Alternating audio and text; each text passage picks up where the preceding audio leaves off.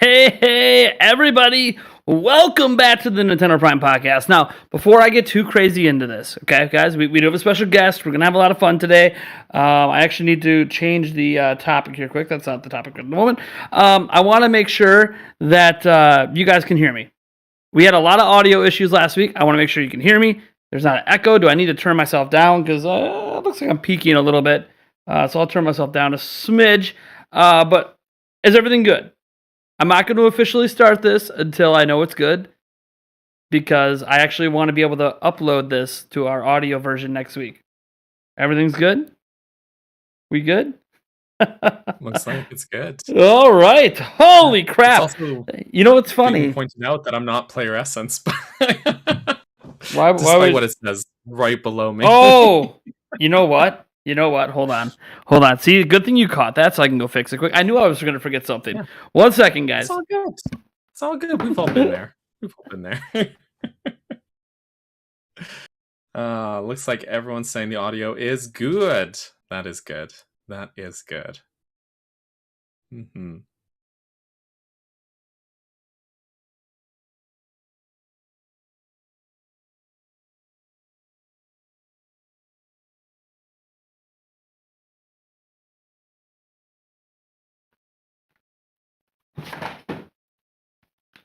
There we go. Hey. There we go. For real. It was almost a perfect start. All right. Well, now that everything's working. Oh, yeah. Our music's banger. I'm actually thinking about getting a new mix made on Fiverr, so we'll see what happens there. Mm-hmm. Even though the current mixes are pretty fresh. All right, let's get the official start here going. So, hey everyone, welcome to the Nintendo Prime Podcast, episode 42 of the rebooted podcast. Anyways, we've had a prior podcast that went like 200 episodes. So yeah, how you guys doing? Obviously, if you're hearing me just fine and you didn't hear episode 41, if you haven't listened to our audio version or you're on our other podcast channel, episode 41 is a bit of a rough one. There's a reason the audio version doesn't exist. We had a bunch of audio issues last week. Conveniently, our co-host, Eric, is not here this week or next week, and now magically everything works. So you guys can do the math on that one, because for some reason, things break when he's around. I actually don't know what the reasoning is, but whatever. We're back this week, and we have a special guest with us, my good pal. We go way back, used to work together on a Zelda fan site. Even on this YouTube channel right now, we actually work together as well. Back in the day. Mr. CaptBurgerson, aka I'll probably call him Daniel a billion times. So, welcome to the show. Thank you for having me. Daniel works just fine because it is my name. Yes. And one time, someone asked, they were like, because I also probably most well known for co-hosting the other podcast, the Highland Gamescast with Game Over Jesse. Yep. And someone once asked, they were like, why does everyone keep calling him Daniel? And I really had to explain. I said, well, that is my name. that's just how it is. Just straight up. Just so you know. Yeah, just straight up. Yeah. My real name's not actually Burger. So. No, it's Burger. It's Burger. Yeah. That's anyways. No, but yeah. So he's Daniel. Him and I go way back. You guys know me. I am Nathaniel Janc, aka Nate. I am your host as always. He's the special guest. Again, Eric is out of town for the next 2 weeks. So of course, the first episode he's back on in a couple weeks from now. Magically, everything will break again because that's just how it goes. So we got a bunch of stuff to talk about today. Really two big topics. But before we get into it, we start every single show talking about what the hell have we been playing lately, because after all, we're gamers and people like to know what the heck you've been doing. So I'm going to first throw it out to our guest, Mr. Daniel. How's it going? What have you been playing lately?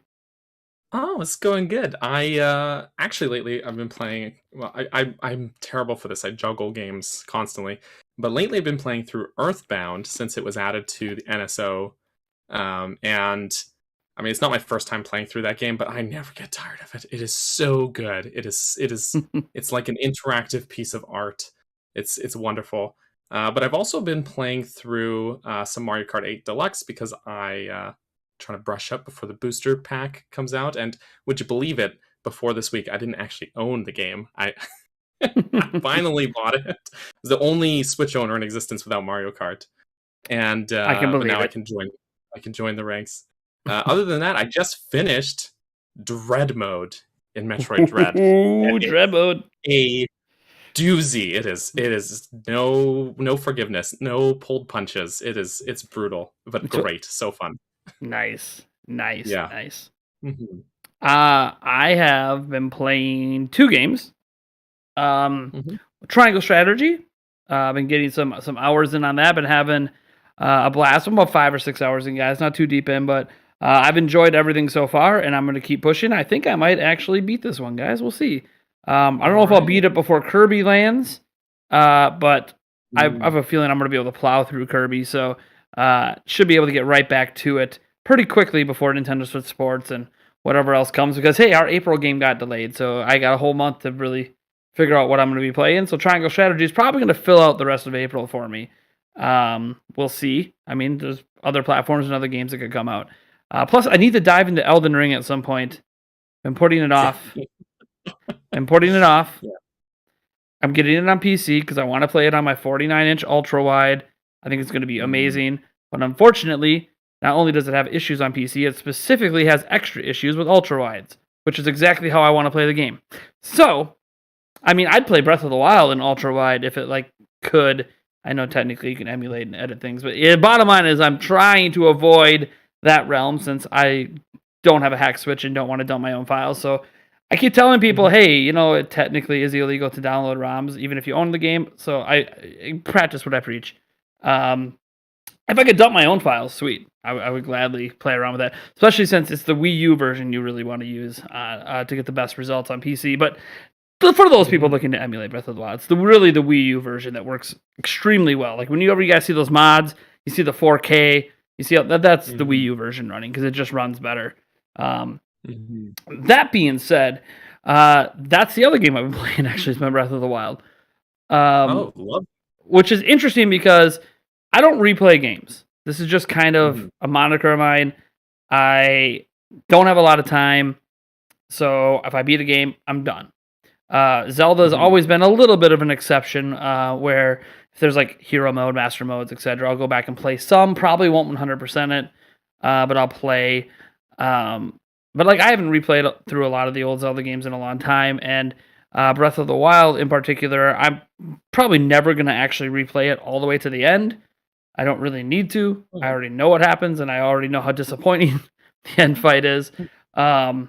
Even on Master Mode, I don't really anticipate it being difficult unless I make it difficult and just try to go to it right away and beat it right away in Master Mode. And I've seen people attempt it. It's pretty difficult in Master Mode to just go straight there, 3-heart it, and I mean, it's difficult. But it's difficult to really do anything Master Mode 3-heart. I mean, everything one-shots you. You can't make a single mistake.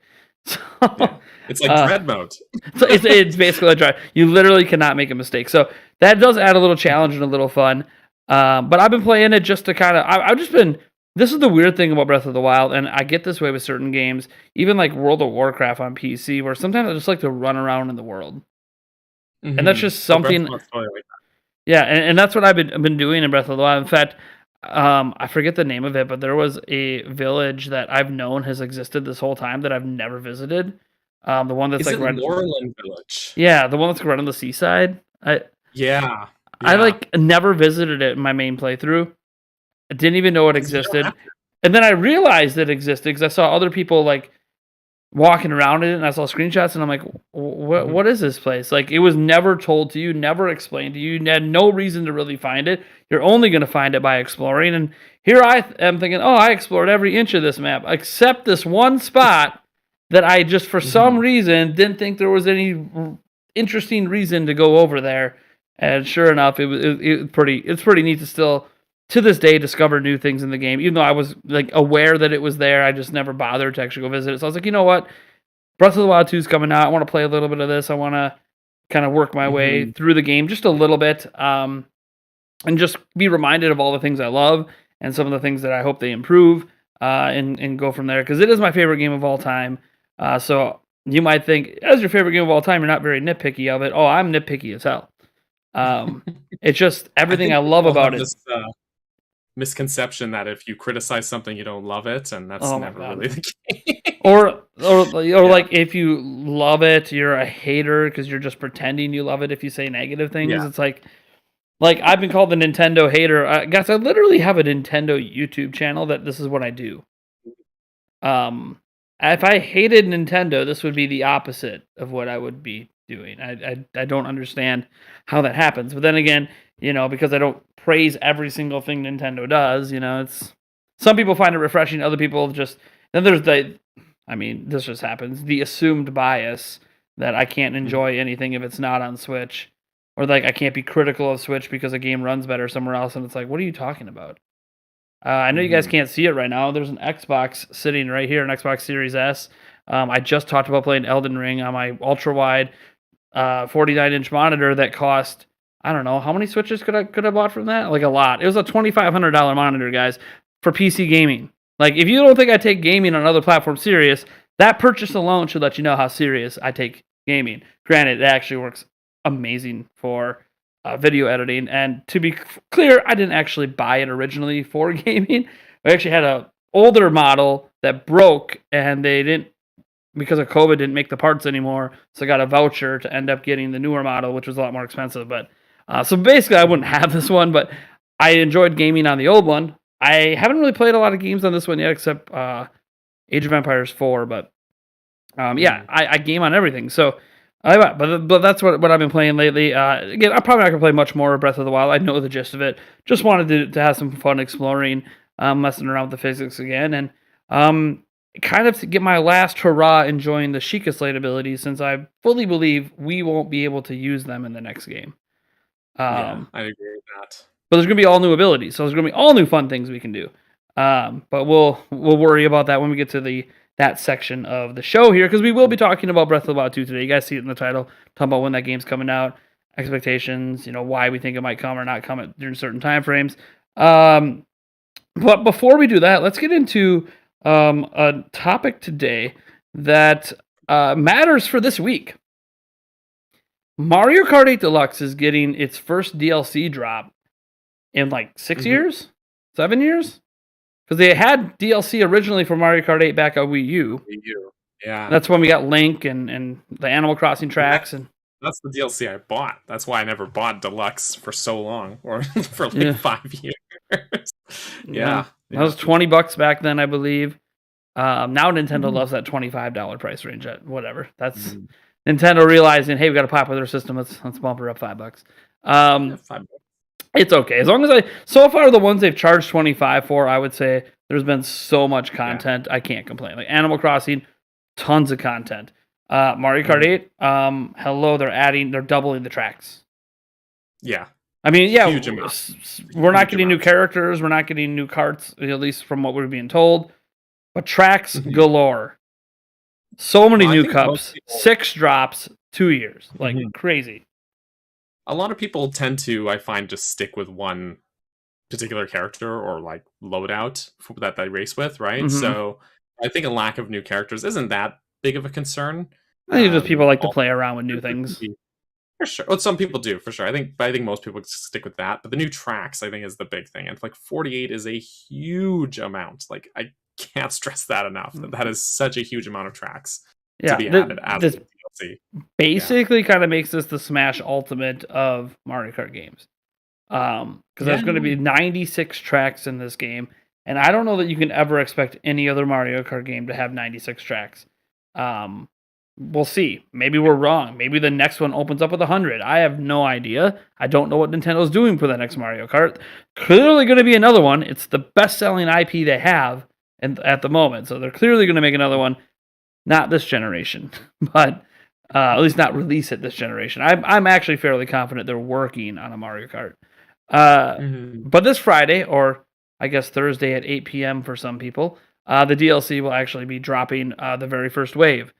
And it's interesting because we'll be live streaming it, guys. For those that want to know, we'll be live streaming on Friday. We'll have a tournament for it. I'm not really sure how the tournament's going to work with the new tracks. I'm sure they just randomly show up, or if I can make them show up more often. I don't really know how the settings are going to work yet because they're not here. We haven't had DLC added during this era on Switch, so I'm not really sure if I'll be able to force those tracks to come up more often or not. But they will be in the rotation, and I'll probably max out like how many races we have in the tournament just to make sure all of us get an opportunity to choose the new tracks during the tournament. If you want, by the way, it's all voted on, so they could show up and nobody might want to play them. So we just might not get to. I might get to go 68 races and just never see one. Happens. That's okay. That's what the single player's for, right? So I can just force myself to go race them. Anyways, they dropped this week, and some new screenshots actually got dropped by Nintendo of America that showed what looked like some visual quality improvements over the last time they showed it. Because that was obviously one of the things I was critical of and others were critical of, is that the tracks being added, we're all happy about the tracks being added. None of us complain about that. But also, like, when we had DLC before, because this is not the first DLC for Mario Kart 8. Some people might think it is because you only played it on Switch, but believe it or not, it's not. $20 pack we just talked about happened on Wii U before this. And when we got that DLC, the tracks were all done in the style of Mario Kart 8. So visually, they really fit in well with the rest of the game. Because a common excuse I saw when people okayed the visuals was like, well, this is just, HD of what it used to look like. I'm like, yeah, but they did more than that last time they added tracks. Yeah. Even think about the retro tracks in Mario Kart 8. Like, there's tons that are from previous games, but they all fit in a cohesive visual style, right? Oh, like, you have the SNES Rainbow Road. It doesn't look like an HD SNES graphics. It's updated to fit in with the whole presentational style of Mario Kart 8. Yes. Oh, sorry. yes. Go on. No, you are so right. Like, I actually think, so they released those screenshots, and they definitely did do some improvements. I wouldn't necessarily say, based on what I saw from those screenshots, that they're really looking to overhaul everything and make it fit. I think they're just taking some modern techniques, such as reflections. That was like the big thing. Like, hey, now the windows have reflections on them. Whether they're pre-baked in reflections or not, we can't know till we play to see if the reflections actually change depending on where the lighting is. That will let you know if it's pre-baked reflections or not. But they're there now, and that was obviously present in other Mario Kart 8 tracks. I think they're trying to do the minimal amount of work possible to make them fit as close as they can with the style, without needing to work. Because, to me, a lot of the style kind of looks like Mario Kart Tour, and I wouldn't be surprised if the Mario Kart Tour team is actually the one putting these tracks or working on these tracks, not the main team, which is probably working on the next Mario Kart, I would assume, maybe even to launch with their next system. Because clearly Mario Kart is such a huge seller, guys. I think Nintendo would be crazy if they don't launch the next system with it or have it out within that launch window that Reggie used to always tease. Like, I mean, they have proof already with Switch. Like, you can release Mario Kart early. It's okay. It will sell the system. So I do think that they at least put some effort in, and I appreciate that they clearly heard the feedback and said, yeah, we'll do a little more before you release these. And then all that really matters now is obviously, do they play well? I know some other people were hoping they would do more, like add a double dash optional mode. Those are the kind of things you look for the next Mario Kart for, to me anyways. I know they did actually make some changes, like bringing over Mario Kart 8 to Switch and adding the extra item, and then doing the changing up the multiplayer entirely. But that was obviously a bigger move than just saying, hey, we're just going to add some more tracks to kind of flesh out the rest of the Switch's life. Because I don't know about you, I feel like 2023 is going to be a big year for DLC for all of Nintendo's games. Well, that makes sense, because 2022 is sort of shaping up to be a big year for game releases. I don't really know all of what they've got lined up for next year, but DLC always, especially with Splatoon coming out this summer, yeah, I can see lots of DLC coming out. And they've had paid DLC for both of the prior games. Yeah, like the Octo expansion for Splatoon 2, for example, was a fantastic DLC pack. It was a whole brand new single player campaign that added also a bunch of multiplayer stuff, and it was wonderful. So if they wanted to crack out something as good as that, I'm here for it. But yeah, I mean, kind of on your Mario Kart point as well, Lighting is actually, I find, it makes the biggest difference in terms of overall presentation. So even if they're just changing things like the lighting, reflectiveness, things like that, that'll make the biggest difference, even if the models are really simple. Yeah. Um, Especially for a game that you're in motion too, going really fast. Totally. Yeah, you're going really fast. It just like you're not stopping to smell the roses, right? But if you compare, for example, Wind Waker HD and Twilight Princess HD, for example, people always look at Wind Waker and they're like, "This is the great port. This is the wonderful remaster, and it looks so good." And Twilight Princess HD, they almost did no work to it. It looks like garbage. But actually, if you break them down and compare them, they actually put more work into Twilight Princess HD than Wind Waker. Because in Twilight Princess HD, they added a bunch of stuff and they completely redid all the textures in the game. Every texture is redrawn. But the lighting isn't that dramatic of a difference. Wind Waker HD has all the original textures and polygons and everything, but it's just the lighting has changed and it's such a dark difference. And so, like that's really the biggest change. So even if they're just doing that, I will give Wind Waker HD one smidge of credit. They did redo some of the character models. They redid some of the character models, yeah. That's true. That's the true. The general models in the world they didn't though, like the grass and the ground and the mountains. That was all the same, just in HD. In HD, yes, exactly. And they removed the entire Tingle Tuner quest, so technically you get less content. Oh, that's true because they removed that and they trimmed down the Triforce fetch quest. Yep. So which I mean, technically less. Most people aren't going to complain. That Triforce fetch quest was. I wish we would have got the original vision for what they were going to do for that instead of that fetch quest, but whatever. Yeah. Time constraints, that's not what happened. Oh, man, I could reminisce on these Zelda games forever. All right, going on. Go on. There's so much, but I think Aonuma clearly said, like, they won't he was asked about this when Wind Waker HD came out, if they were adding in cut content or whatnot, and he's like, no, because we already used all that in other Zelda games. And so I thought that was really interesting, but it's the lighting is the big change, right? So even that looks like it's like, oh, it's not that big of a thing. They just made this shiny or they just made this lighter. But when you're actually racing on those tracks, that's what's going to make the biggest difference. By and large, 100%. It'll be good. But yeah, DLC for next year. Sorry, I got off track. Happens. I think there's going to be a lot of great DLC. And if the other topic we touch on, depending on how and when Breath of the Wild 2 releases, I would say it's a safe bet to see DLC for that game sometime next year, because of sort of the timing of when they would space it out from the actual original game release. And I mean, we'll probably circle back to that when we get to that topic. But, well, I mean, if you just look at this year, we got obviously Kirby coming out. Potential they might want to do DLC for that at some point. Xenoblade Chronicles 3, highly likely going to have DLC for that. The new gen Pokemon game, obviously probably going to have DLC for that as well. Splatoon 3, we previously touched upon. Pretty much every major exclusive game coming out for Switch this year, highly likely is going to have some form of DLC that lands next year.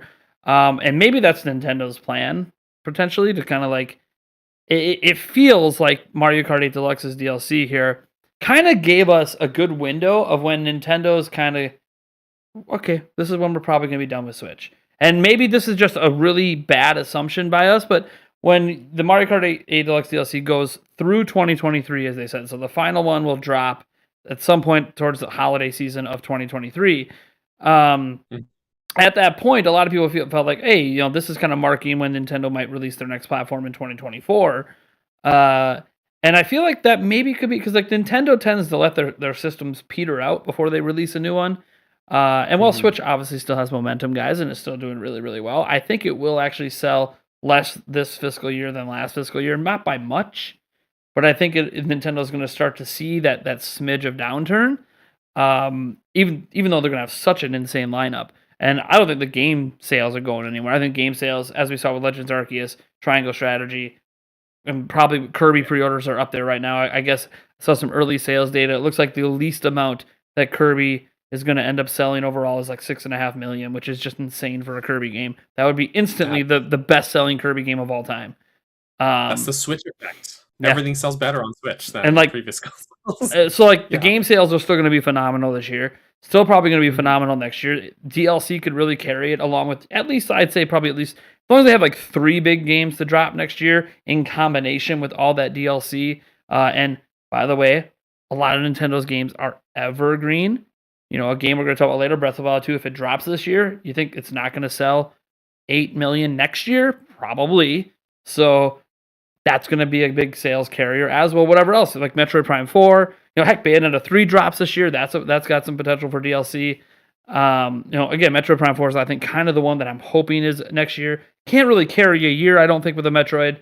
Although I do think it's going to perform very well. We saw Dread perform really well for a Metroid game. I think that 5+ million potential easy for Metroid Prime 4, but it's also going to be like, what else are they going to slot in there? We're going to get a 3D Mario game because we haven't really had a new one of those. We haven't had a new top-down or side-scrolling 2D Mario game. But we haven't had a new one of those either in forever. So some sort of Mario, I think, might land next year. I don't know if it'll be 3D Mario. I got this hunch they're going to save it for the launch and make that be the Breath of the Wild of the new system. Even though, if you look at the history of Nintendo systems that launch with Mario games, it doesn't actually go that well for Nintendo. Think about the most recent Mario 64. Amazing. Such an amazing game. Sold pretty well. But the system only sold 36 million. So it didn't really push N64 to be a big success. And then, we saw New Super Mario Bros. U launched Wii U. And didn't really... The Wii U had but and the N64 sort of did as well. Everyone was going to third-party companies were leaving en masse. People were going to discs, and Nintendo stuck with cartridges that were more expensive. There was advantages and disadvantages, but bottom line is that kind of, by the way, the SNES also sold less than the NES, so Nintendo needed to find a way to reinvigorate anyways. And what's interesting is they launched the Wii with Twilight Princess, cross-gen game, did phenomenal. Launched Switch, cross-gen game with Breath of the Wild, did phenomenal. So there's kind of always this thought in the back of my mind that Nintendo, don't you dare do it. But if you delay Breath of the Wild 2 to be a cross-gen game for launch, I don't blame you, but please don't do this to me. Please, don't make me wait another 2 years because you want it to be cross-gen. Please. I actually fully expect what Nintendo might do instead, because I don't think they're going to hold it back 2+ years. I do think, say that, there's a history of Nintendo holding back Zelda games, so very well could hold it back 2+ years. But sorry, we have to work on some things that'll come out next year, and then all of a sudden the new platform gets announced. We're like, oh, by the way, maybe we should just hold off and release it on the new platform. Okay. But I do think what'll end up happening is they're going to have, because there'll be DLC for Breath of the Wild 2, just like there was for the original, and I think what'll happen is they'll have a deluxe upscaled version that drops day one on the original or on the next platform along with Mario or something like that. So then they can be like, oh, we still got Zelda there. It's just, we're trying to Mario Kart 8 Deluxe this thing and try to see if we can get some extra sales with, packing in the DLC and upscaling it and stuff. Who knows? Maybe they end up adding another DLC pack at that time. I have no idea what their roadmap is with Zelda. It used to be really predictable with Zelda. It doesn't feel so predictable anymore what the roadmap is. Calamity got announced via a tweet, for example. Nothing's predictable. Nintendo's a wild card. Yeah. But I mean, I do have to wonder if this is like what you're saying about the Zelda being this sort of system seller on launch. Is this a correlation versus causation thing? Because it's these are the two systems that have sold super well recently. Yeah. Well, I say recently, and then the last 20 years, we'll say. And those are systems that launched with great Zelda games, cross-gen as well. Yeah, but I wonder. I don't think it was because of those Zelda games in particular. I mean, I would say that those were the best-selling Zelda games because they launched with these really successful systems. Sure. Oh no, I agree there. I agree there. So Wii was highly, especially. I mean, guys, this isn't the power of Wii Sports. Let's just be clear. Wii Sports is why you couldn't buy a Wii for 2 years. Okay, Wii Sports. Sure. There's no doubt that Wii was a really great concept at a great price point at the time, and that Switch obviously really great console, obviously at the correct price point at the correct time for Nintendo. So this isn't taken away from the systems. It's just sort of a convenient factor of, hey, some reason when it's Zelda at launch. That's when we know we hit a home run somehow. I mean, and I will give Breath of the Wild a little bit more credit for launch compared to Twilight Princess, because Twilight Princess obviously, sold 8 million, second best selling game to date. I think probably going to get crushed by Breath of the Wild 2. But I mean, it might literally at like day one pre-orders already crush it. I have no idea because the pre-orders for Breath of the Wild 2 are going to be insane. I just know it. No doubt. I mean, I wouldn't be surprised if there's already 10 million day one if they even can make enough physical units for the demand. And who knows what special editions or Please give us a Zelda console. That feels so weird we haven't had one yet. But then again, they haven't been releasing Zelda games, so I guess I can't really. True. Could have gave us the Age of Calamity one. Joy-Cons, but that doesn't really count, right? No, I mean I like the Joy-Cons, but they're lovely. They're beautiful. Don't get me wrong. But. Yeah. So I don't know. Mario Kart 8 Deluxe DLC sort of set out this roadmap, and I am really excited for that DLC drop this week. I mean, I don't know about you. I've been playing Mario Kart. I feel like it feels like my entire life. Yeah. Well, yes and no. I mean, I fell off. Like I really liked Mario Kart 64 and then Double Dash, but I hated Mario Kart Wii, and I'm probably the only person who hated Mario Kart Wii because I always say I didn't like Mario Kart Wii, and everyone's like, "What? That was my favorite." But I really didn't like it. Wait, you didn't like the wheels? You didn't want to be a wheel driver? It was. I felt too sensitive, so I couldn't turn. I couldn't turn gradually. I was always like a super sharp turn. You know? You mean you were trying to drive it like a car? Which is not how that game works. Apparently not. But then I mean I got Mario Kart 8 on the Wii U, and I played it a bit, mostly with my son, who at the time he was like 3, right? So great game to play with a 3-year-old. But aside from that, until just recently, like this week, I have just not really played Mario Kart that much since like Double Dash. So for me, it's definitely a big blind spot. So will this DLC make you play more? I think so. Just because the reason, like with Mario Kart on Wii U, with Mario Kart 8, I stopped playing because I played through the game. I got like every cup. I was happy, and I was like, that's it. I'm done.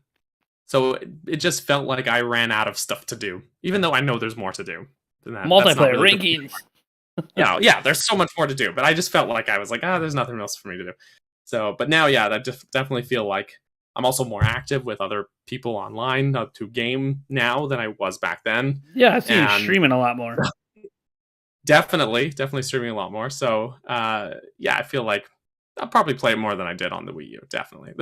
There's more to do, and that's always good. Plus, I mean, a lot of our classic favorite tracks are probably going to come back at some point during this. Oh, yeah. There's 48 guys. They're coming from everywhere. Every game that's ever been released that's a Mario Kart game, including Tour. So, yeah, we're going to be getting some of our favorites back, and it's going to be a lot of fun when those drop. Right now, I can safely say none of the ones in the first wave are my favorites, but they are some people's favorites, and that's really, really cool, and I'm going to enjoy playing them. Still going to be fun. And, hey, look, I get to play, like, another cup. Like, that's cool. I'll have some fun with that. Yeah. Another couple cups or whatever I think that drops. That'll be good. So, yeah, I think... We'll kind of leave it at that. Everyone who's listening in, let me know whether it's on our YouTube channel or wherever, maybe you want to drop a review of this podcast on Apple Podcasts or wherever, and you can maybe mention in there, hey, how are you feeling about this Mario Kart 8 Deluxe DLC? I'd say leave a comment, but for some reason these podcast places don't let you leave comments. I don't know what's up with that. They should get on top of that. Trying to build a community here on our audio version. Come on. All right, so we'll get to the probably the bigger topic here, the one that obviously we are more interested in because it's Zelda, baby. Breath of the Wild 2. Don't know if anyone's heard of that game. It's just a sequel, a little sequel to something that like had a record-breaking amount of Game of the Year awards. It's like up there, tied or close to tied to one of the highest rated games of all time. Elden Ring came out, right? Really good, 97 overall rating. Yeah, it's just tied with Breath of the Wild. Not a big deal. Which, by the way, that's kudos to From Software. By the way, apparently they made a masterpiece that I have not partaken in yet. But honestly, because of how high rated it is, exactly why I'm going to be playing it. Because I'm like, I gotta see this for myself. It's good. It's going to be awesome. I already know I'm going to enjoy it. So, yeah, Breath of the Wild 2. It's supposed to come out this year. Last we heard is 2022. They dropped the trailer last E3. I presume there'll be another trailer at this E3. whether it comes out this year or not. I don't think they're just going to ignore that because they'll at least announce it's being delayed, delayed if nothing else, which is not the what I don't want to see this really badass trailer that gets me so hyped and then see 2023. And then EJ Noma pops up, yeah, we're going to need a bit more time and blah, blah. It's like, no. Tell me the date before I watch the trailer. Like, get me in the right state of frame of mind before I watch this trailer that makes me in the moment think I'm about to play this thing in like 5 months. This is awesome. I think with their sort of current advertising strategy, if it's delayed, they won't show a trailer. They'll just tell us it's delayed. I also think what's interesting, so like talking about obviously when this game's going to come out, the people's guesses are all over the place, and a lot of people thought with the announcement of Pokemon Gen 9 that would be like, oh yeah, they're not going to release those in the same month, and I can agree, they won't release them in the same month. But I'll tell you this. When they announced the release date for Breath of the Wild 2 last year, they already knew at the time that they were probably targeting holiday season of the next year. They knew this. It wasn't like, oh, we're targeting spring and we're just going to keep pushing it back. No, they knew. They knew they wanted it to be their holiday title. They knew what their slate of games was going to be this year. They also knew the Pokemon Company was planning to release Gen 9. Like, they knew about this already. Like, it's not like the Pokemon Company and Nintendo don't talk. They're very calculated in how they line up their games. And I think a key thing here was when Gen 9 Pokemon was announced as coming late 2022. To me, that means if you look at prior announcements that release in November, they always said holiday. This time they didn't. They said late. To me, that means they're going to Smash Bros. This bad boy and drop it in December, which did not hurt Smash Bros. Sales at all. It did not. Legends Arceus sales dropped in January. Did not hurt it at all. Very clearly, they don't need the holiday period. They just need to drop it before the end of the year like they promised. December, you have Zelda be November. I don't think it's really that crazy of a thought process. But we'll see. That is when I think Breath of the Wild 2 is going to end up coming out. I've been kind of thinking this for a while since the announcement. I mean, I was thinking it for a bit because we didn't know Pokemon Gen 9 was coming this year. Then when they announced it, I'm like, actually, I kind of solidified this. The way they said Gen 9 late, that's like December, November. They got Xenoblade in September. They really just need, anything to drop in October, and they're kind of good. Like Nintendo's not adverse to putting a banger game after a banger game. We see them do it throughout. I mean, just go back to 2017 launch year. Like every month, it felt like we had a major game drop. So I mean. I don't know exactly, obviously, what's happening and when things are going to release and when Splatoon 2, when is that dropping, or Splatoon 3 dropping this summer? I have no idea. They just said summer. So it gives you June, July, August. You figure one of the games we know is like in July or June, so like it won't be, I don't know. We have no idea. They've also released more than one like semi-major game in a month. Technically, Triangle Strategy and Kirby. Now, you can argue neither one of those are like massive, but I don't know. I feel like you could have put Kirby at the beginning of a month and Nintendo Switch Sports at the end, and it would have been just fine. Yeah. So you could, in theory, do like Zelda beginning of the month, Pokemon late in the month, and they could end up being the same. And I know they're both open world. Yeah, and they both serve completely different audiences. Now, I know there's crossover with everything, but I don't really think they'd cannibalize each other, just to be honest. Maybe I'm wrong. So, CaptBurgerson, what are your thoughts? When the hell is Breath of the Wild 2 dropping? You're like, I have to cover the whole gambit now, and you're still super in tune with Zelda. Like, just like be like, you got the poster behind. Yeah, sure, you got like the Lego question, blah. That's fine. Yeah. Breath of the Wild's always front and center on your camera. So, tell me, boy, when do you think it's coming? I think two options, actually, that I've had in mind. One is the one I've been kind of more sticking to, and this is the one that my gut tells me, which is also early to mid-November. That's what I think. And it just feels right in my gut. Like, it just feels like, I don't know, they don't have anything that they've announced for November, to my recollection. Which typically they won't announce dates till the E3 in June. That's when they line up their second half. But it would be a fantastic opportunity for them to just go all out at E3 and be like, massively push this game like they did at E3 2016. I also think it'd be Um, smart because PlayStation 5 and Xbox Series X are going to be really trying to get attention. mhm, Xbox specifically at E3, PlayStation overall, and like Nintendo being like, yeah, that's great. You guys have new systems. You're pushing your new games. They look amazing. Horizon, all the stuff you guys, it's amazing. Starfield, amazing. But by the way, mhm, just to remind you, this is what we got. Power ain't yeah. everything. Look at our games. So Mhm. Yeah, and I mean, the game looks fantastic. I think the visuals are quite gorgeous, obviously, but yeah, they yeah, I just feel look like better than that's the original. But we'll see. they do. We'll see. They The do. trailers, so we can't really infer much from trailers yet because companies, For trailers including from Nintendo, yeah, yeah, like companies, even Yeah. including Nintendo, sometimes beef up the trailers a bit more. Like I can tell you guys right now, that trailer we got last year was probably not running on a Switch. So that's just how Mhm. they do it. They run it on hardware where there's not going to be any issues, no frame skips, no nothing. So there's that. Mhm. But keep going. You had your theories. So that was theory Yes. one. Theory 1, yeah, November just feels right. Great holiday release. Lots of Zelda games have released in November historically. But if anything, Breath of the Wild is the outlier for releasing in March. So I feel like November's feels like a good safe bet. It just feels right in my gut.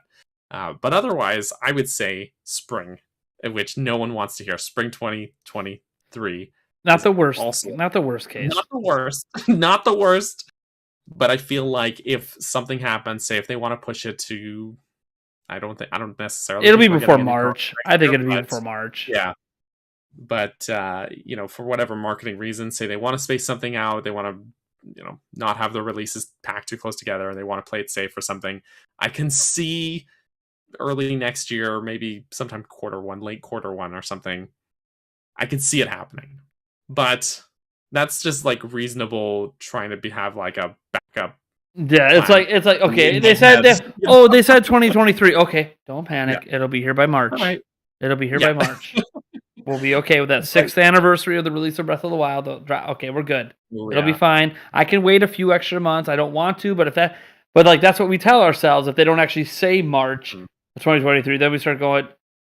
But also, the logical brain in me is telling me, okay, so this is a whole year delay. So this is going till Right. holiday of 2023, and then at that point, we know Nintendo's probably got a new system. They might be releasing in 2024. And Mhm. Nintendo's going to Mhm. be awfully tempted to say, "Screw it, let's launch the next system with this." And Right. then we start to like not really panic. I don't think clearly it worked out in the past, but also it's just I don't know. As a Zelda fan, I'm kind of after Twilight Princess. They Mhm. made us wait extra for that. They made us wait extra for Breath of the Wild when it was done. Obviously, needed more optimization for Switch, but it was done for Wii U. Um, Mhm. Having to wait for even an extra year on Skyward Sword, which I didn't want to wait, and I obviously think that really probably hurt sales a little bit. Would have been better off if it would have Right. dropped in 2010. Um, right when Mhm. it was still not peaking, but it was coming down, but it still had enough sales where if that was a major drop before we knew about Wii U, because the problem with that delay is it made it come out after Wii U was announced. Um, Right. so I think that obviously hurt sales, but um, Yeah. like every Zelda game gets delayed. So like I keep expecting because the first date that gets announced is always a delay. Just what happens. It's what you expect. I just for once want Nintendo not to do that. Right. And And hear me like out. This is something I'm thinking is that maybe the reason they waited so long to even give us a release date is part of me thinks that they had an internal like target release date and obviously externally or to the public they never gave us a release date, so you can't delay a game if you never tell people when it's coming out Mhm. technically. Yep. So it But maybe hasn't they been had delayed yet. Hasn't been delayed right, yet. exactly, That hasn't, were that but were publicly maybe it has internally, right? That's a probably. working theory is that they had a target release date that was maybe last year or something. Who knows when it was supposed to be, Well, yeah, and they it's one have of those. Like they showed it in 2019, and I'm of mind that they probably wanted it to come out the next year, and then that's COVID hit, yeah. and that just like blew up Nintendo. Like it blew up every company, and they're just like, "Oh no, we can't put our finishing Mhm. touches on this. We're all at home. What are we gonna do? Oh, we'll just wait this out maybe a little bit, or we'll just work on the fringes and." Polish this or polish that, and then now we got this new idea because we've been sitting at home and re-inspired for something else, and I kind of Mhm. think I kind of think that was probably the plan because if you look at they don't have a lot of direct sequels in Zelda history. Right. But most of them came together pretty quickly. They used the same engines, Spirit Tracks and Majora's Mask. It didn't take them long to get these games out, especially after the release of the prior game.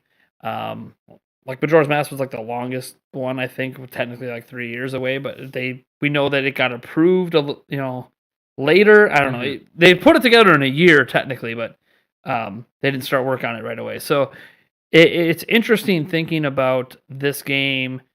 Technically, as of today, has had a longer development cycle than Breath of the Wild. Now, again, caveat is we've had 2 straight years of a pandemic.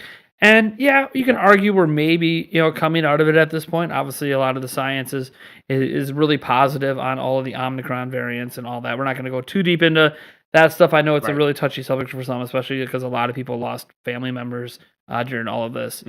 So treating it lightly ever is always going to bother some people. But reality is science is saying that we are getting to a point where we can start to not worry about it as much.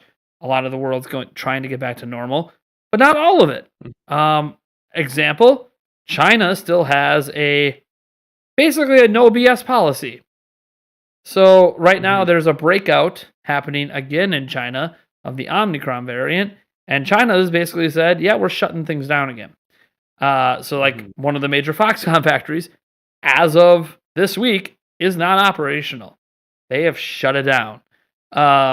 We'll see how long it lasts for. Hopefully not as long as it did last time when the original one hit. But this is one of those things where, yeah, large parts of the world are still dealing with this in their own way, and that includes Nintendo, and that includes Japan, who's been very strict on their travel restrictions and everything else throughout all of this. So, yeah, I take that into consideration that, okay, it took longer to develop than Breath of the Wild. Also, Breath of the Wild didn't have to deal with this climate. That's true. And the thing is, it's crazy because Breath of the Wild, they built a whole new engine.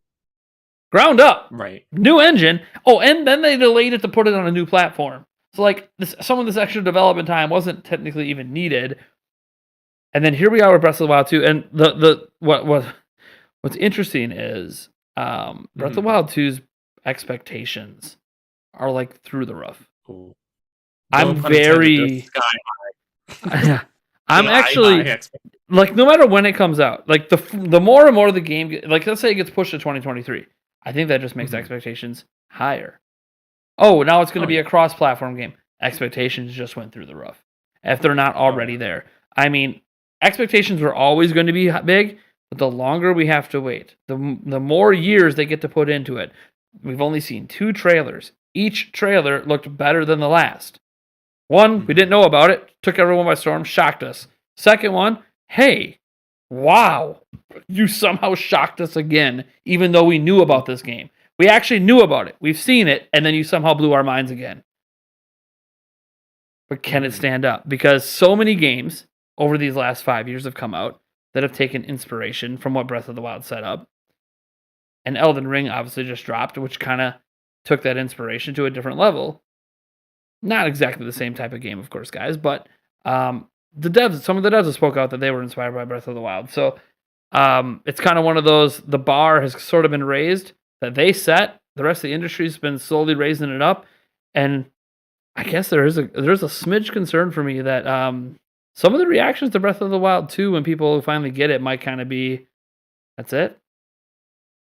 I mean, there are people who had similar sort of visceral reaction to Breath of the Wild 1.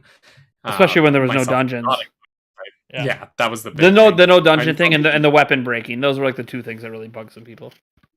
Yeah, I mean, for me, I obviously adore the game. It's my favorite game ever. I put more than 1,400 hours into it.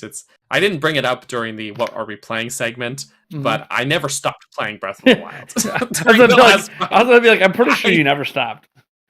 I never stopped. Yeah, I have not. It's one of the most consistently played games I've ever consistently played, pretty much weekly at least, right? So it's it's a game I'm able to pour lots of hours into. I always say it's the game that's the most embodies the concept of it's about the journey more than the destination. If there was ever a game to embody that phrase. It's Breath of the Wild, but it's absolutely lots of people just really had that sort of reaction. They had all these super high expectations. They amped it up in their head.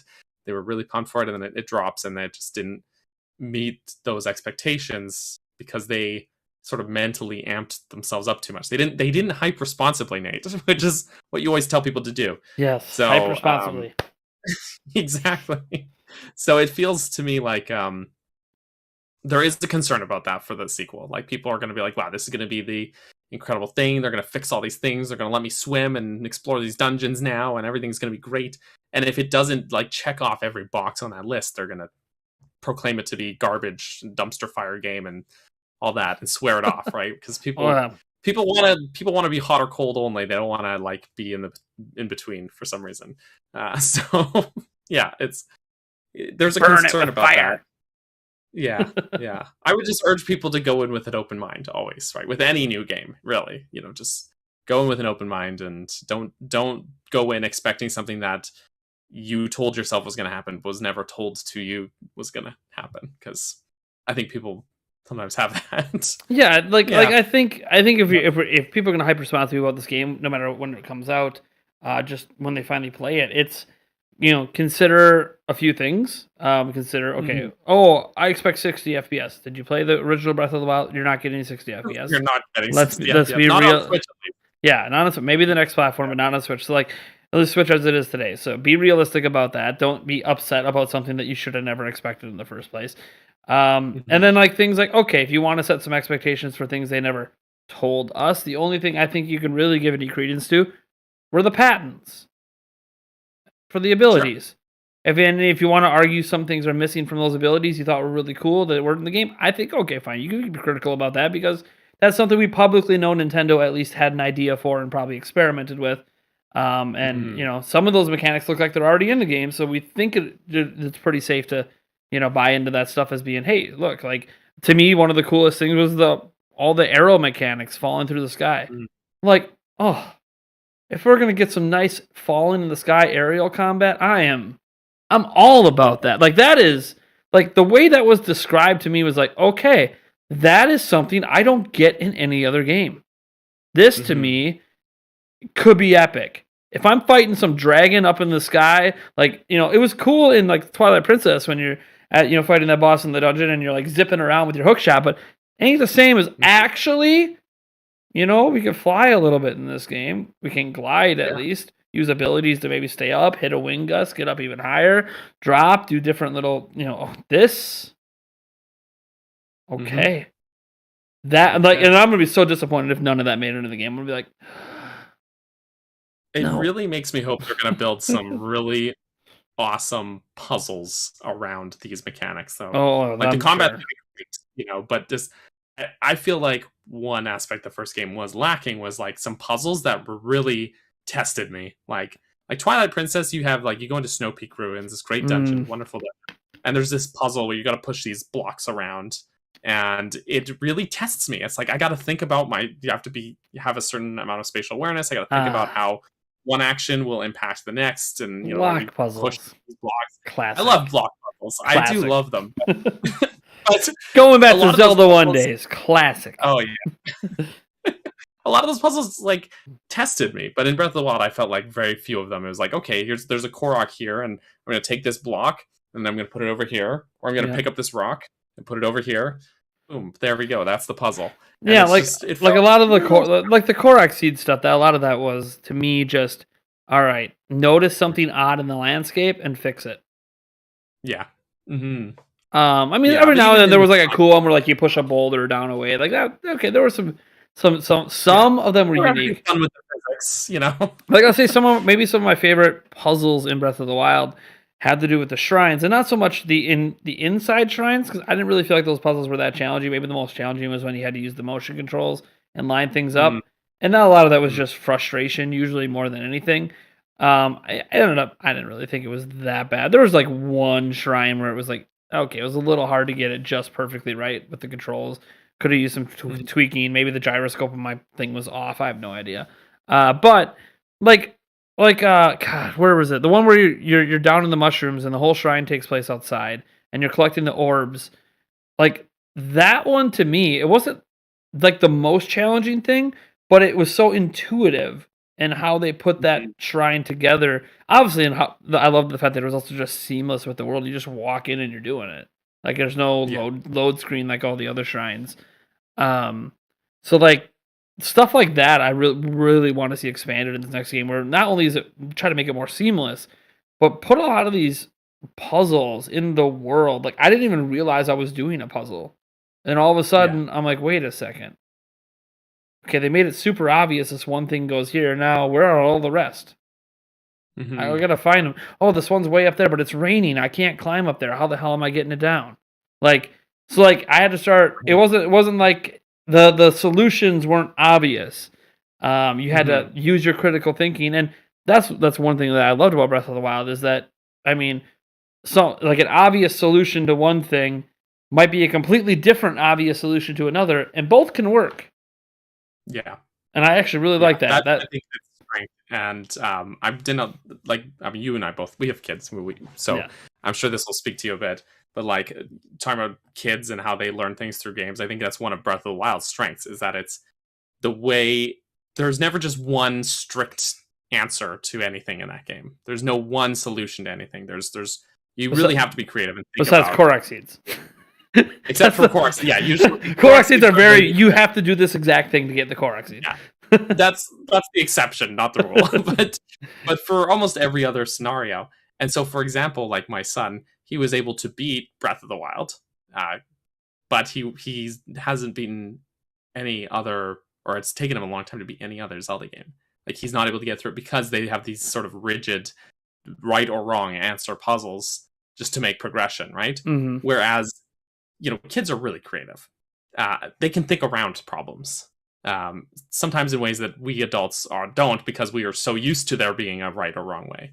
And hmm so I that's something I hope the sequel holds on to is that innovative, that spirit of creativity that lets you, for lack of better words, cheese things if you want to or need to, approach things the challenging mindset if that's how you want to play it.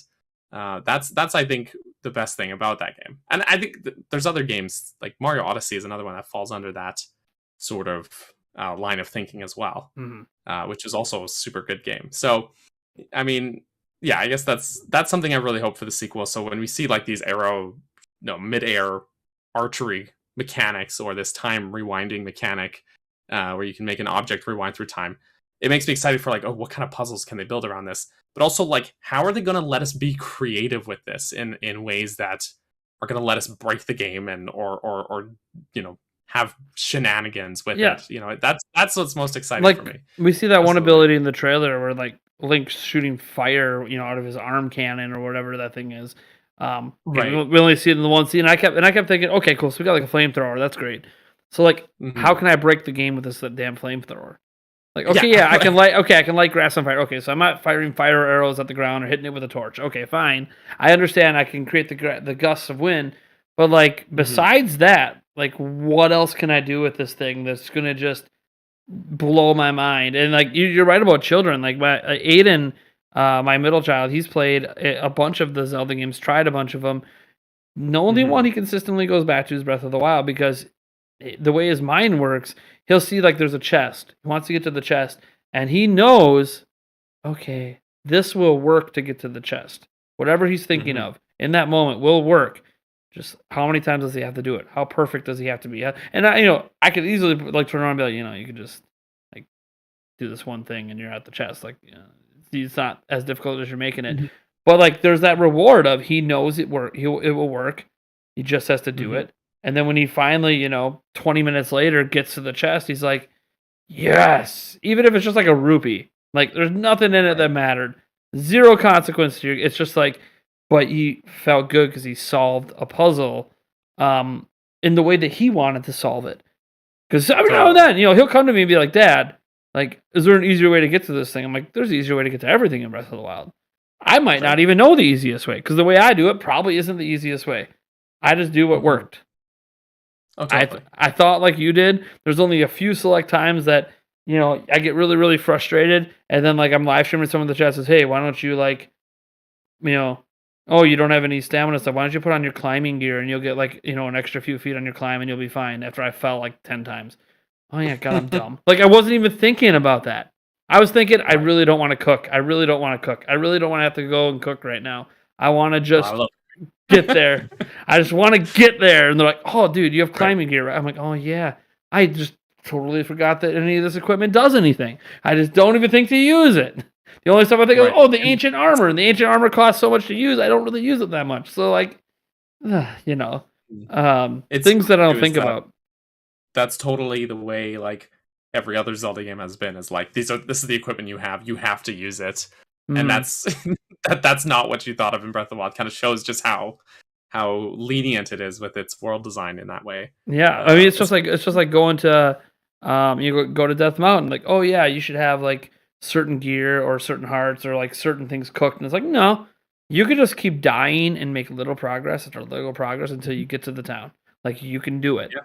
because that's You how could I just did it. run in and That's eat an how I did it. apple, recover half a heart every 12 seconds, and Or just be keep me, running. forget that you can eat food and just run until you die. Oh no! And then when you come back to life, you actually made it a little bit further ahead. So you just keep doing it over and over and over. And you might die 50 times, but you will get there.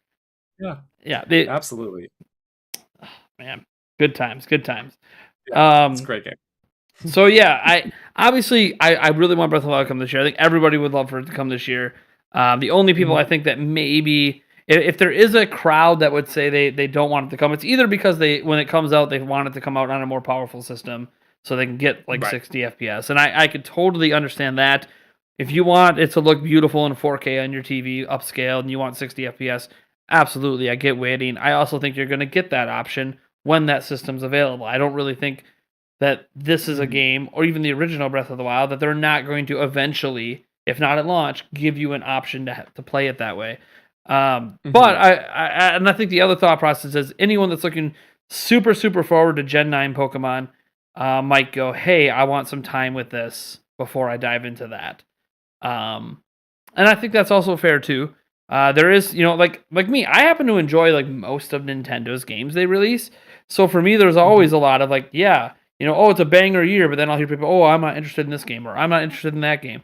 And that's fine. Like, so there was somebody who told me, oh yeah, for all these great games coming out, the only games I like are top-down Zelda and top-down Mario, and I don't have those, so Switch sucks. I'm like, all right, that's fair. But I'd also say, like, I wouldn't buy an entire platform just to play a couple games. Like, that to me isn't a smart use of money if I only care about, like, 2 games.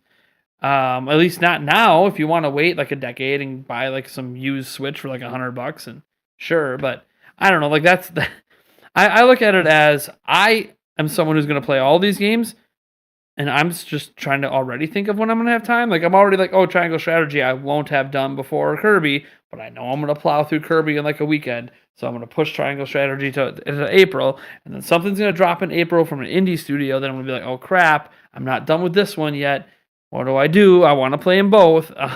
Because like as parents, jobs, work, school, you go through all that. Time for gaming sometimes isn't always there. And honestly, to be, this is just complete honest with everyone that listens, because I'm a YouTuber, you could argue that's my free time. So like, yeah, I'm doing this podcast. Could be playing a game, but I'm not. I'm doing the podcast. Could. That couple hours I did to make a video today, could have used that to play a game, but I didn't. When I stream for you guys at night and I'm not playing a game, could be playing games, but I'm not. And now, by the way, this isn't me complaining. I choose to do this because I have other interests. Gaming is amazing, but like I really love interacting with my audience and taking questions and talking to them. And I do more of that when I'm not playing a game on live stream than when I am.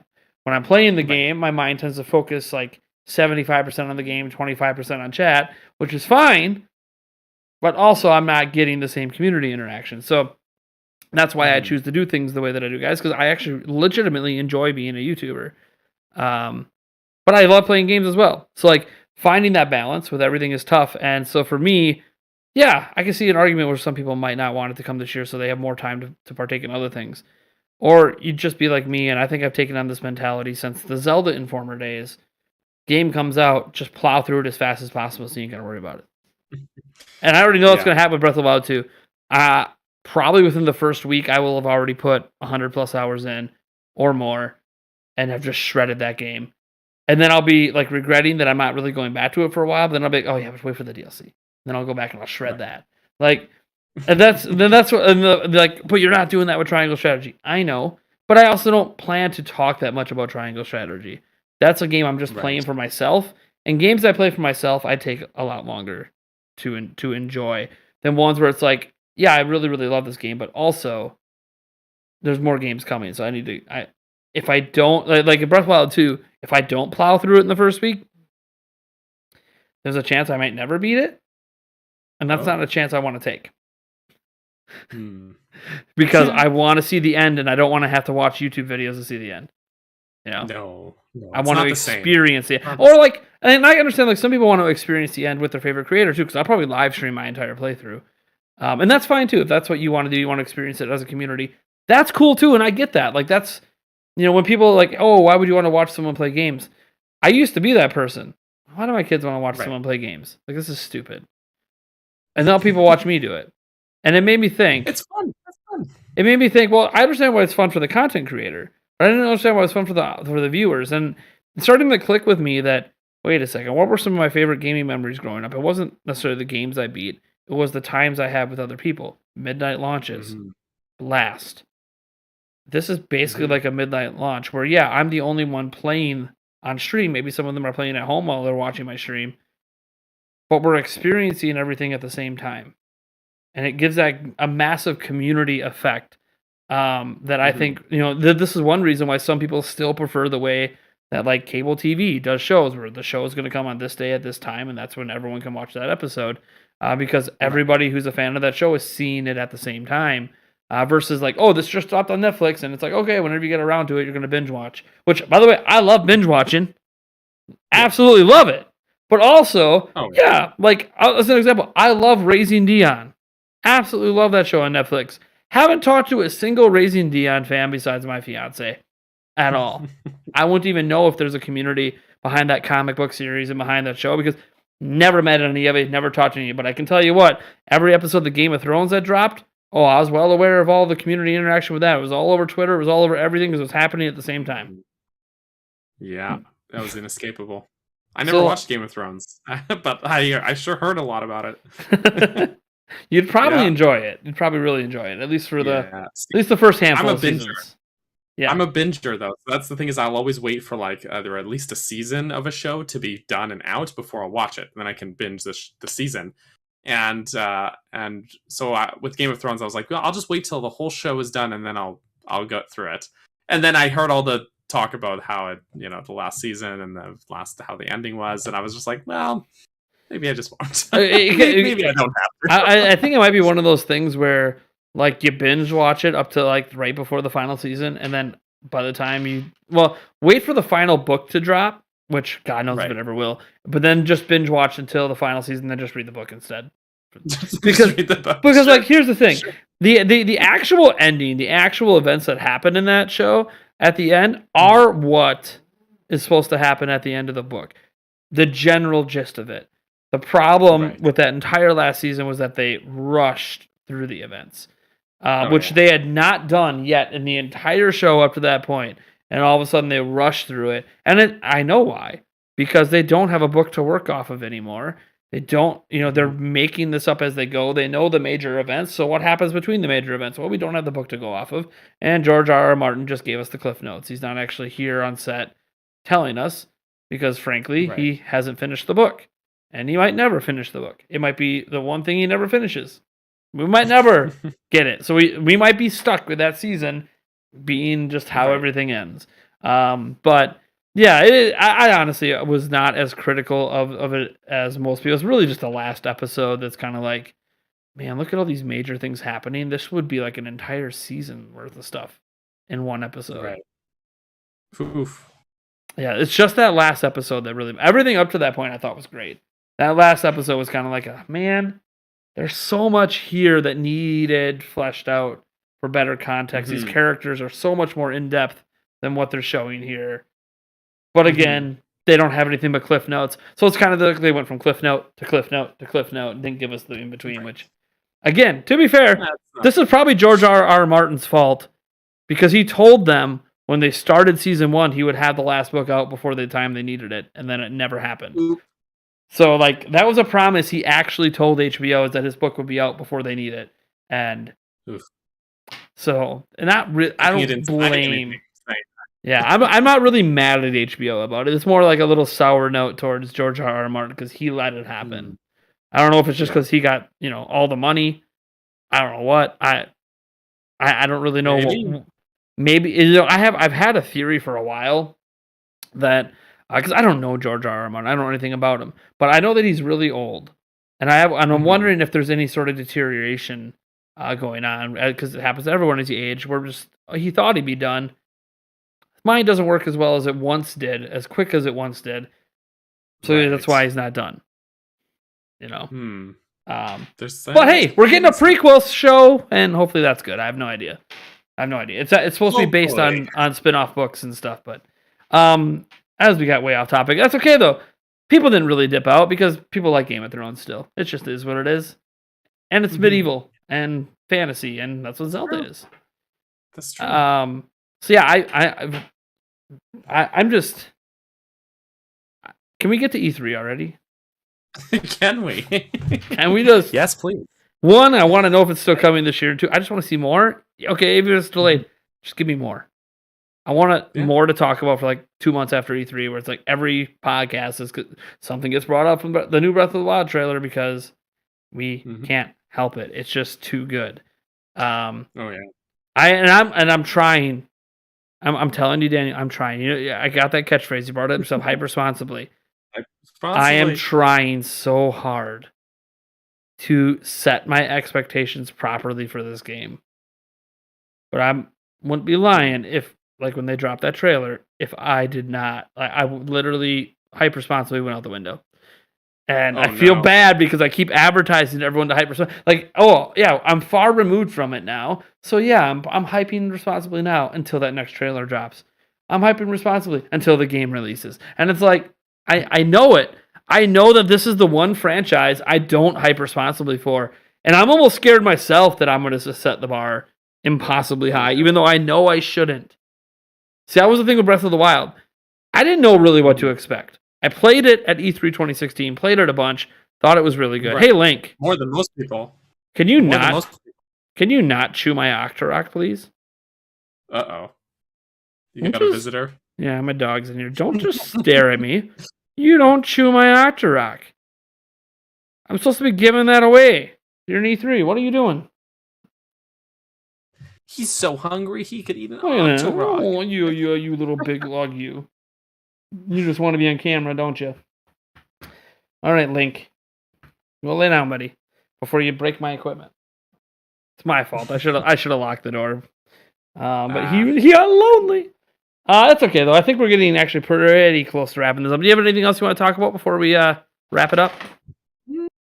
Breath of the Wild 2 wise, I'm not sure. I'm still feeling November. I feel like we're gonna see something at E3. I could be wrong. I'm not an insider. I don't know knowledge. I don't have the I thought your uncle worked at Nintendo. That's the only reason I had you on. God. Oh no. That's I'm in misconception. Jesse lied to me then. Yeah. That bastard. He told me. Miyamoto and we had a falling out. I had Miyamoto on speed dial, but after the incident, he won't talk to me anymore. Wait a second. What incident are we talking about? Did you in his face? I'm sorry. Did that happen? He found out that I have been keeping Jesse locked in my basement. That's what happened. He found out about it. Yeah, he probably can't associate with that, to be honest. Yeah. He's like he's got a bit of a reputation. He's got a bit of a reputation to keep up. I don't know if I don't know if you can associate with that. Oh my god. Yeah. That's lovely. I love it. Poor Jesse. Poor Jesse. All right. Well, thank you so much for coming on, man. It was great. We'll have to do this again sometime soon. Not take so long to get you back on the show. Gosh knows we have a lot coming up. A lot of Zelda stuff probably the rest of this year, I assume, at some point. Because if we don't get Breath of the Wild this year, we'll get something Zelda. That's what it seems to be every year. Something. Don't know what, but something. Oh, I know you don't. You want to go potty, don't you? He's excited. Are you excited that we're almost done? All right. Thank you so much for coming on, man. You guys can check out CaptBurgerson. I will pop his thing in the chat here quick. I actually have it on a nice little chat command. You can also find his channel down in the description as well. If you listen to the audio version, I actually now in the description of all of our audio versions moving forward, starting with this episode, we'll have links not only to our podcast channel if you want to actually see the video version, because we do this live, and also we have a edited video version, which basically just makes sure all the audio is leveled out and things like my dog whining in the background maybe won't make it in. Stuff like that to make it a more pleasurable, because I get the audio version of the podcast ripped out of the corrected video version, so I try to make that perfect. And then I think that's really it. We'll have a link to CaptBurgerson's channel as well, so you can go check out his content. Do you have any upcoming content that you're like working on behind the scenes? Oh, I do. I've got a video that's dropping this Friday actually, and it's a doozy. It's because I have this series, for those who don't know, where I've been. Oh, here we go. I'm about to get hyped. And breaking down if this is what I think it is. It might be. I've been breaking down every dungeon in Zelda. Yes. So I've seen every video. Dungeon design. Oh, have you? Yes. That makes me so happy. Yes, I love the newest one drops. It's nearly 45 minutes long, so it is a doozy. It's a long video. That's why it took me so long to get it out. So, but it's coming this Friday. So I hope if you guys like Twilight Princess, City in the Sky, double claw shots are a good item. Then I'm hyped. Maybe go check that out. The most hyped thing of the week for me right now is that video. Oh my sweet. God, dude! You guys need to go check out his Zelda Dungeon series. It is phenomenal. Like, thank you. If you ever think of, how would I know anything? If you guys ever saw the one theory that we have on our channel, the Dragon Break theory, Daniel was the one who created that entire video, start to finish, voiced it, scripted it, researched it, edited it, and like that video did so well on our channel. That's the kind of quality he puts into this show. Is amazing. Just the visual presentation, the scripting, the research. When I say that Daniel's the foremost Zelda expert out there, I kid you not. I'm so flattered. Kid you not. I used to consider myself up there, but I've let my knowledge slip over the years as I've aged. I don't play Breath of the Wild every week. I don't make a special Zelda dungeon related show anymore. I don't even have my old. Remember, I used to have an old Zelda podcast actually at one point. Not the Zelda Informer one, Zelda Inquiries. That's right. But I haven't done that in a while either. Maybe I need to bring it back. We'll see. Since something Zelda's dropping every year lately, I don't know why. It feels like I got a whole reason to bring back a Zelda show. But you guys are awesome. Go watch those videos. I kid you not. You guys will not regret, and Daniel will probably quickly become one of your favorite YouTubers. Might even take you away from my channel, and I am okay with that. So go check him out. I would never. There's room for both of us in your life. No, there's not. Not when you're dropping 45-minute videos. That's okay. That's all right. No, seriously, he makes amazing content, and his live streams are a lot of fun. You want to see a pro dropping it like it's hot with Breath of the Wild when he streams it? Oh, just go watch the mastery. I eat those gold Lionels for breakfast. Pretty much. He flosses his teeth with them. It's not even a challenge. Oh, yeah. Not me. I still get wrecked. I can beat them now, but I still get wrecked pretty often. They're I'm not as quick on the sticks. So I'm blaming my age and hand-eye coordination when really I just don't play it enough. It's all practice. Like I spent so many hours in that game. It's like practicing, getting the patterns down. Yeah. Exactly. If I wasn't good by this point, it would be weirder. So all right. Well, thank you guys for tuning in. Thank you, Daniel, for coming on. I have no idea who our guest is next week, guys, so I got nothing to announce at this point. I'm talking to a few people because obviously Eric won't be here. I know. We'll have to get some confetti guns when Eric does come back and just not let him know what's about to happen and then pop it in his face and have him yell at me. You'll have to give him my thanks and my regards and just maybe a smooch on the forehead. Just tell him it's from me. And okay, sure. I'll let him I'll let him know. All right. Well, thank you for everyone for tuning in, and have a great rest of your evening or day or workout or whatever you're listening to this to. Appreciate you.